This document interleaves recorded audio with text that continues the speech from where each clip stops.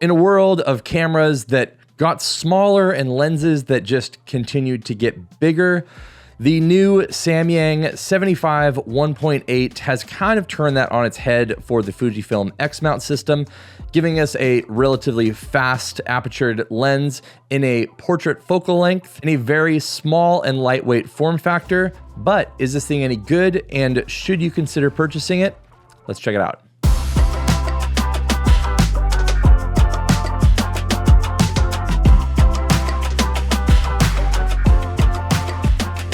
So for disclosures, Samyang did send out the 75 1.8 for the purpose of this testing, but this isn't a paid review other than the fact that I do get to keep this lens. But that being said, I can still say whatever I want, and I'm going to give you my honest opinion on this thing. So obviously there are other telephoto options that are a bit faster in terms of aperture. I've reviewed the Viltrox 75 1.2, which is an amazing lens, and obviously multiple versions of Fujifilm's own 56mm f1.2. But what both of those lenses lack that this lens obviously has in spades is its incredibly lightweight and small form factor. So the thing about this is that most lenses that are telephoto are going to be a little bit larger just based off of regular physics. But this lens at a 1.8 and at a 75 is a little bit shorter than some of the other longer lenses and a little bit slower in terms of aperture. So you're able to bring that form factor down into a much smaller size, giving us a lens that is I think 112.5mm equivalent in full frame terms, but that sits at only 256 grams, which means that even on a small little camera like the XE4, you are getting a very easily hand-holdable, very balanced, I mean, this thing falls over slightly, but pretty much any lens is going to do that on an XE4. And if you did not have this little extra base plate here, it wouldn't be an issue. And even if you add their little lens hood here, it's still not going to be any problem whatsoever. The build quality is good, but not like super pro, if that makes any sense. It does feel very plasticky, but obviously has a metal mount, and I don't feel like I have any durability issues. I do feel a weather resistant kind of ring around there though. I don't obviously know exactly what it means in terms of weatherproofing, but since it does have that ring, I would not really take much of an issue with bringing this thing out in a small drizzle or something like that. And as far as controls go, this thing is very minimal. We have a singular ring which can double as both a manual focus ring and also something that is pretty interesting on here, a ring that can control the aperture, but only when in video. What this thing does is basically uncouples the aperture when you're in video mode from being controlled by the camera and then is solely controlled on the lens. So when you switch it from M1 to M2, you then move this to be an aperture control, which allows you to have just perfectly smooth aperture transitions in case you needed to go from inside to outside and wanted to control your exposure via your aperture. That is what is going to allow you to do that in a very stepless way, versus if you control it on the camera, it's just like click, click, click, click, click, because it's more on a photo basis. So you're just going straight between the different aperture modes instead of going straight into, I don't know, a more linear version of that. The only thing that is an issue with that on a camera like the XE4, which I think this is the absolute perfect lens for this type of camera, is that this doesn't have a manual autofocus switch on it at all. So normally where you would use this as a manual and autofocus switch, it doesn't do that because it's built into those regular modes. So I wish there was a way to, when in photo mode, because that particular aperture setting doesn't work in photo mode anyway, because why would you need to have like a smooth aperture transition in photo mode?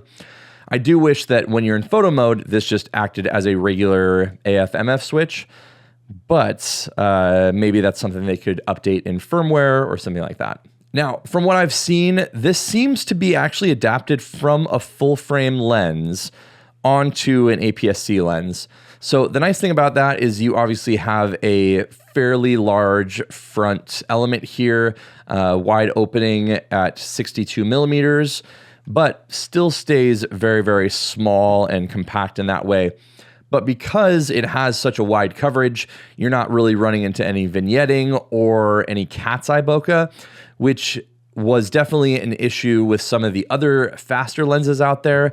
So if you're someone that likes pretty consistent bokeh across the frame, that's where you're going to get something like this to be super helpful. The minimum focusing distance is 0.69 meters, but the nice thing about that, at 2.26 feet or 0.69 meters at a 112.5 millimeter equivalent, that's getting you pretty darn close. Closer than I would need for anything that I do, but obviously is just helpful and pretty useful and interesting to have such a close focusing lens on an APS-C camera like that. So let's jump in, check out some of the images, and then I'll give you my final thoughts.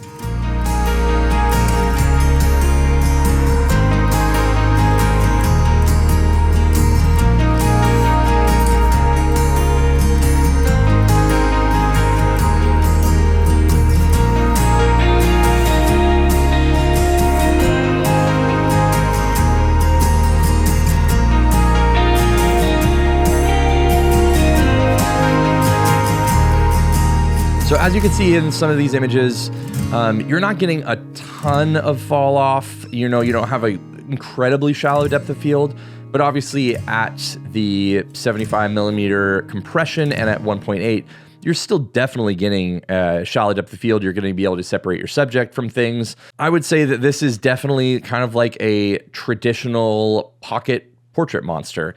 It's where you're going to be able to have a very, very small and compact setup. And if you really like that kind of more traditional compressed portrait feel on a very small and lightweight camera, and that's something that is helpful for you, I would definitely say this is going to be something that you should probably add to your bag. The bokeh is something that I wasn't too excited about. The outside edges of the bokeh seem to be a little bit more pronounced, and they're not just super smooth. It can be busy at times. So my recommendation on this is for anyone that wants to have a small, lightweight portrait length lens, this is a great one to throw in your bag.